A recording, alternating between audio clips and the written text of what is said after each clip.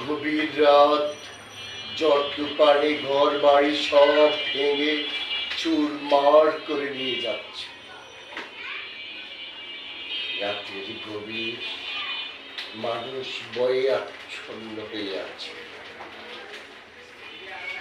একজন ভদ্রলোক আল্লাহর দরবারে দুহাত তুলে মিনতি করতে শুরু করলো, হে আমার মালিক পাক পরওয়ারদিগার, তুমি আমার এই ঘরখানা রক্ষা করো।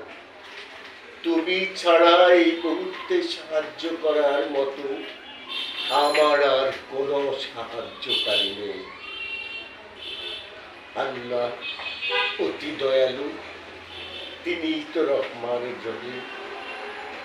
তিনি বলল, ঠিক আছে, আমি তোর ঘর রক্ষা করে দিলাম। ঝড় তুফান শেষ, পৃথিবী শান্ত হয়ে গেল। সকাল হলো, আলোকিত সকাল।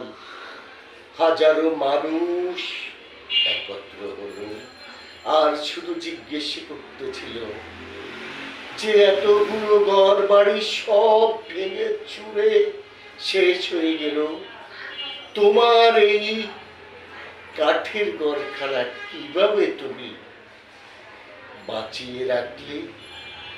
ভদ্রলোক ঠাট্টা করে করে বলছে, আরে বেটা, আমার বাবা ছিল খুব বুদ্ধিমান মানুষ। আমার বাবা যদি শক্ত গাছের, লোহা গাছের কাঠ দিয়ে যদি এই ঘর না বানাতো, কালকে তো প্রথমে আমার ঘর পড়ে যেত। আল্লাহ বলল, ও বান্দা, তুমি কি ভুলে গেছো আমার কাছে তুমি হাত তুলে যে দয়া প্রার্থনা করেছ? খুব অল্প সময়ে কি তুমি ভুলে গেছো?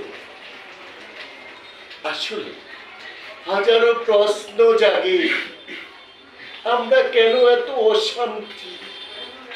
আমরা কেন এমন পাগলের মতো দিশাহারা হয়ে যাচ্ছি? আমরা কোথাও সুখ খুঁজে পাই না।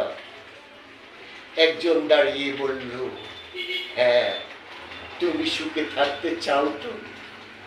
তুমি খুব শান্তিতে বাঁচতে চাও তো? তুমি তাহলে তোমার রবের কাছে শুকরিয়া জ্ঞাপন করো। তুমি বেশি বেশি করে আলহামদুলিল্লাহ বলো। তোমার জীবনের সকল পাওয়া না পাওয়াকে হৃদয় থেকে মুছে দিয়ে যতটুকু তুমি পেয়েছো ততটুকুর জন্যই তুমি শুকরিয়া আদায় করো। দেখবে পৃথিবীতে সবচেয়ে সুখী মানুষ হবে তুমি। পৃথিবীর সবচেয়ে শান্তিময় ঘর, শান্তিময় সমাজ হবে তোমার।